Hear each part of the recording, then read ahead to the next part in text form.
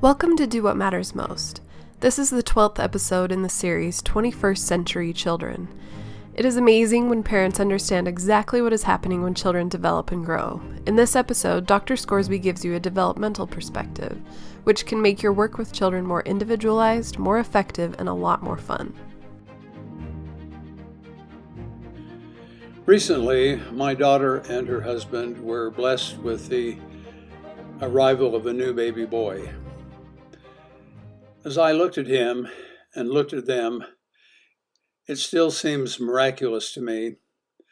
And then when I had time to reflect on that small experience, realized that how parents think about and understand their children and how society thinks about them and understands them influences the social policies and the practical care that children receive, period. If we were to investigate today how children are treated, we could discover that it's not as good as we would like it in many situations. In fact, many children in the world in which we live are still mistreated in ways that are so harmful that it's hard to talk about without weeping a little bit about it. That is, if you love children. So this process of thought leads to the question, well then, is there a better way to understand children? Is there a way to know them beyond them as individuals and members of families with names and talents and abilities that allow us to more wholesomely promote their growth and development? And I think the scientific research that's been conducted about children and their caretakers and the quality of care they receive, the answer to that research is yes, there is. And the purpose of this two-part episode is to describe what that is. So we begin with the idea that children come into life and their primary purpose is to develop and grow. Now, that part is generally accepted because we can watch them. We can thrill with every step they take, with the new words they learn, take a picture at the end of school one year and then compare it with the previous year. We do a lot of things which acknowledge that. What we don't do very often, and should do, in my opinion, to understand the idea of development in detail or sufficient detail so that we can promote it and enjoy the process and better organize ourselves and our families so that our children have better opportunities than they currently do. I believe that 21st century children, for example, just need better parents who have better tools and a better understanding of children, and our failure to acquire that puts them at risk because the conditions that exist outside our families are often more predatory and more distracting and often prevent parents and children from the optimal conditions that make successful development possible. So together, let's consider something called developmental tasks. Most of us love our children and find them fascinating. Sometimes we look at them and feel we cannot get enough to fill our eyes or our hearts. There seems to be no end to the remarkable things children say and do. For those who have more than one child, they discover that the first has taught them to be more observant of the second. And so we learn a little bit more by watching each child and the differences between them. I recall a friend telling me that he and his wife decided to place their new baby's crib at the foot of their bed so they could notice everything about him. We learned, he said, that we had missed a lot of things with our other kids. He and his wife had 8 children. We must do more than watch them or pay attention just to see the new and enjoyable things they do. We must watch them to understand their maturation. Watching children to see their growth and progress is called a developmental perspective. And from this perspective comes something that I'm calling developmental tasks. We can enjoy them all we can, but in addition, the developmental perspective means to have a view of childhood that stretches from before birth to adulthood. It means that we try to understand where our children have come from, what they are doing now, and how they will develop along the way. Imagine you can see in one moment someone's past, present, and future. And at any moment, you could understand what a child has been like, what the child is now doing, and what could or would happen later. That knowledge and perspective would guide your thoughts and actions to help your children in a way your limited vision of the present and past cannot. I remember watching one of my sons play basketball. As a former player, I watched him miss opportunities because he had not learned to play with his left hand. Later, when we played together in our backyard, I defended his right hand, so he had to use his left. At first, he was awkward, but gradually became better. Later, at one of his games, I watched as he turned to survey his options, hesitated just for a moment, and then used his left hand to score a basket. I felt a small thrill of fulfillment. Although I never told him what I had been doing, I just saw how he needed to develop and helped him do it. I was older and understood what he would need. That experience was far more rewarding than his basketball successes. Of course, we are not omniscient and cannot see all that will happen. As a result, our understanding is less than complete. Yet we can see much about a child's future if we're willing to pay attention. After all, we were once children and we have developed and grown. Besides, watching one child go through several stages improves our abilities with those that come later. The point is that focusing on the development of our children is simply the best perspective to help us formulate an effective child care and management plan. It is the best perspective because it's realistic. It is what really happens, whether we care to notice or not. But by noticing, we can use our knowledge to make ourselves into the kind of parents we would like to be and find many rewards in the bargain. Understanding some things about the way children develop lets us apply the primary parenting principle. We can monitor their development and help them or get out of the way. In my experience, this is the least used but most valuable information available to parents. Yet many of us do not understand this principle clearly until our children are grown and we've made mistakes we regret. Then we recognize what we wish we had known and done while they were young. This happens at the moment we think, I wish I could start again, or I wish I had known this earlier. So what are the benefits of a developmental perspective? A developmental perspective is important for many reasons. First, it improves our abilities to understand our children. At any moment in time, we can see what our children actually do and then link it to something we know is in their future. Some parents, for example, give gifts to their children that will please them now and will be even more interesting to them in the next year. Second, it gives us more ideas about how to respond to our children. If we understand about child development, we will have a wider range of options in responding to what they do. A developmental perspective also provides more ideas about how to respond. In any situation with a child, we observe and then respond. Our choices of action will depend on that perspective. Suppose you have a rule-oriented perspective and think your primary task is to make and enforce rules. Your perspective will focus attention on obedience or disobedience. If you think a child is breaking a rule, for instance, your obedience and disobedient orientation will present you with a decision to punish or not, and if you punish, how to do it. This appears so logical that we think of little else. It might not occur to people who have that orientation that misbehavior is a sign that the child is ignorant of something. Here, misbehavior can be an opportunity to teach an important lesson. However, instead of using the opportunity to teach, many parents with this orientation use their energy to punish the child for disobedience. Those parents will have failed to use a more positive, effective approach. A third benefit of a developmental perspective helps parents be more positive, effective, and constructive. And I might add, calm. Because when parents understand what they're seeing, they tend to be less threatened by the possibility because they understand that there are things that are positive and still available to them to help their kids.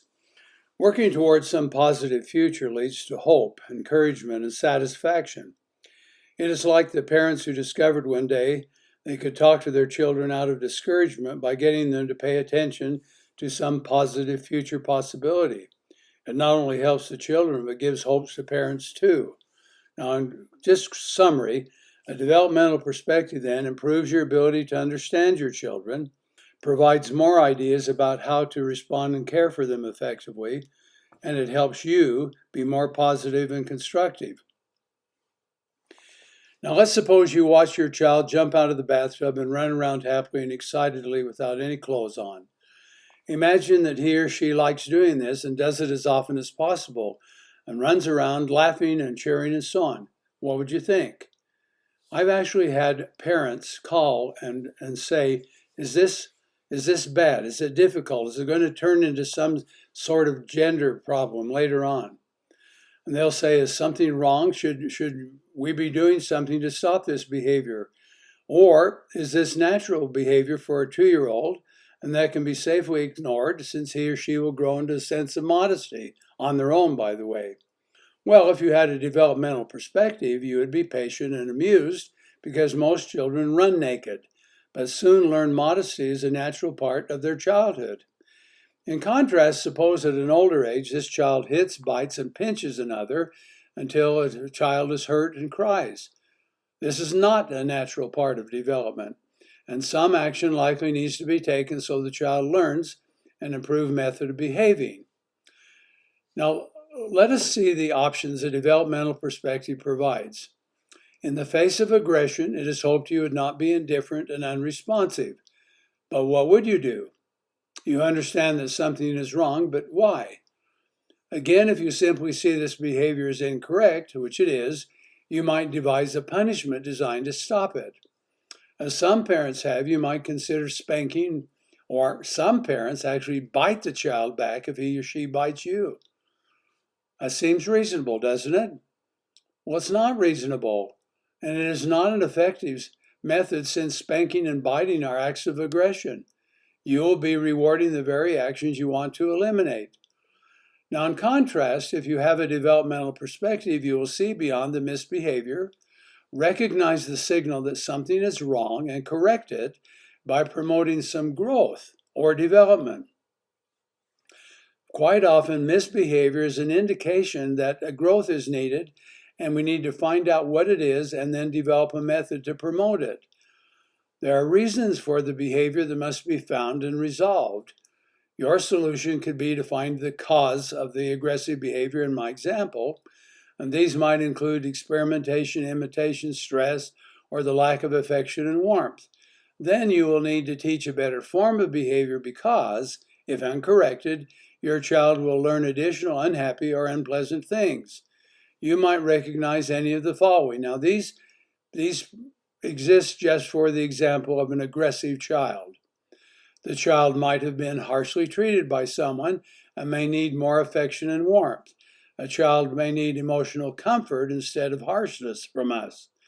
And the child might need to learn more considerate ways of acting when unhappy. That is to learn to ask for comfort, or being required to practice helping and to demonstrate kindness. Now, this example illustrates that a developmental perspective will allow you to advance beyond mere punishment and to actually correct misbehavior. Misbehavior is a signal that something's wrong and needs to be solved. As I mentioned, quite often it's a sign that some development is needed. A lasting solution will be to teach the child a new and more advanced or mature form of behavior. In addition to this, a developmental perspective also helps you to understand how children are maturing. It gives you goals that you can help your children achieve. Some parents, for example, mistakenly promote the growth in children that satisfies some narrow or selfish parental purpose. I cannot tell you the number of times I've seen children who are unhappy and sometimes have problems because their parents wanted them to be engineers or doctors or something else or an athlete when that may have satisfied the parents, but it doesn't even fit the child. They may want their children, for example, so they can feel powerful. They may want their children to be helpless and dependent, or childish so that they can retain the romantic notion of parenthood. A lot of parents have difficulty allowing their children to grow up and mature and leave, so they hook them emotionally and keep them around. If this growth were wholly good for the children, little would be wrong with the idea. But frequently, such growth is not positive for the children because these parents think the children exist to love them or to live as their toys. In these cases, a developmental perspective gives parents a reasonable view of child development that helps them balance their desires and what may be best for the kids. Now, here's the challenge. We live in a time, for instance, where there is a great deal of awareness that children suffer more depression and anxiety than we ever thought. We also live in a time where it is more difficult for parents to understand what to do to create emotional self-reliance so that their children are confident and secure. And then it also appears to be the case that we have difficulty as parents knowing how to organize our families so that we provide these learning opportunities for our children. And as a result, our kids are suffering in ways that they needn't, and they often are suffering in ways that impact their growth, often for months at a time. So let's take a look at what we can do to actually get ourselves organized to most effectively use a developmental perspective. So please consider this. No matter how old the child is, every child is working on something called a developmental task. Parents should be interested in promoting development for another reason. Continuing development is the central purpose of life for children. Nearly everything they do is related to some form of growth. Learning a developmental perspective simply allows you to focus on your children in the area of their greatest interest. Someone once said, play is a young child's work. I believe that play is as important as that statement suggests. But every child is engaged in a work more important than play. It is called the achievement of some very specific life lessons called developmental tasks. These are the new abilities children are working toward, the improved, more mature characteristics we see emerge in them as they grow. They want to become like these qualities. Imagine for a moment what this means. Children are around people who are more competent than they are, know more, can do more, and seem to function better in many ways. They understand that learning and developing is necessary. This motivation to grow is partly biological. Body and brain changes are a natural part of childhood. Change and development are central to every child's experience. Understanding developmental tasks is the most effective way to acquire a growth perspective. The idea about the existence of specific tasks has come from the research and countless hours of observations made by behavioral scientists. From this source, we learn that children are not passive individuals waiting for life to happen to them. They experiment, test, rehearse, and learn until they are successful. They adjust, adapt, repeat, and try again, and do so in at least 5 areas: mental, emotional, social, physical, and moral. I'm going to repeat that. They experiment, test, rehearse, and learn until they are successful. They adjust, adapt, repeat, and try again, and do so in at least 5 areas: mental, emotional, social, physical, and moral. So when you look at one of your children, think, he is experimenting. She is rehearsing. She is trying out what she wants to eventually get to. Our true responsibility as parents is to teach, motivate, regulate, and exemplify healthy and worthwhile behavior.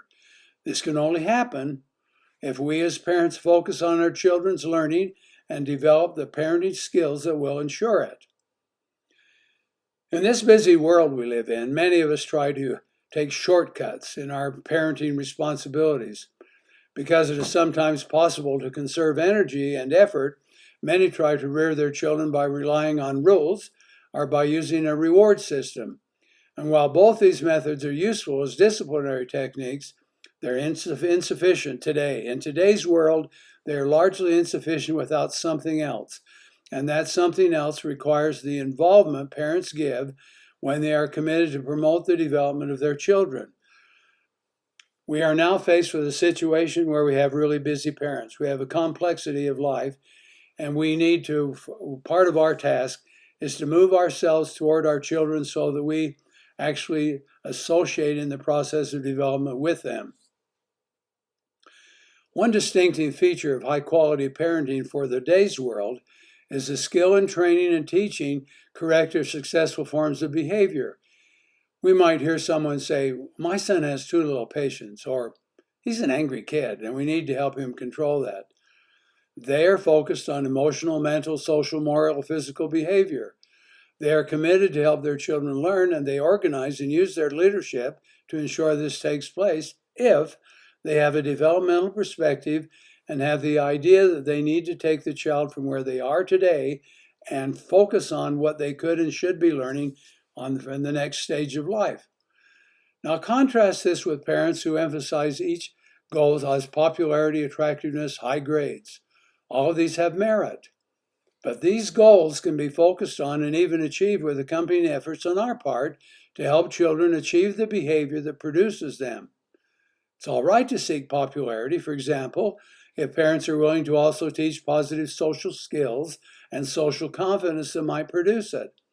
Attractiveness is also acceptable, or more acceptable, if some healthy and worthwhile behavior goes along with it. High grades will result if we can concentrate our efforts on self-discipline, persistence, and organization. These are developmental tasks. Achieving these forms of development is the real goal, or should be the real goal of parenting. Parents are behavioral coaches who have the most intimate contact with their children. Therefore, they have the most responsibility for teaching their children appropriate and useful behavior. No teacher, friend, sibling, or church leader shares in this expectation. When we focus on our responsibilities and learn skills to achieve it, parenthood is the most fulfilling part of life. Some developmental tasks take many years to complete, though we can see children begin them very early in life. Learning language is an example. Infants make vowel sounds when they coo and babble. They learn words, connect them to voice inflections, and use them in simple and then more complex sentences. Still, language development continues over many years, probably as long as we live, and constantly improves if we continue to teach it. Other tasks can be achieved in a shorter period and are specific to each stage of development. For example, infants are working to learn to turn over, crawl, and walk. They do all these in a matter of months. Like language, however, achieving these and other similar skills is the work to which children give genuine effort and intent. What about adolescents? What are they working on? Are they working on social success? Are they working on social communication? Are they working on making decisions? Are they working on helping solve some significant philosophical complexities where they're not sure what to believe or how to believe it? In nearly every case, if you're interested enough and willing to learn, you can observe what your children are doing and help them be successful. This concludes part 1 of this 2-part series. I hope you'll join me in part 2, where we'll learn about completing biological and inherited tasks. Thank you for listening to this episode of Do What Matters Most, which is sponsored by firstanswers.com, where you can find new tools for families and parents of 21st century kids with a focus on emotional self-reliance. Visit firstanswers.com to sign up for a free newsletter. Find Do What Matters Most on Facebook and our website, mattersmostmedia.org, where you can ask Dr. Scoresby your own questions.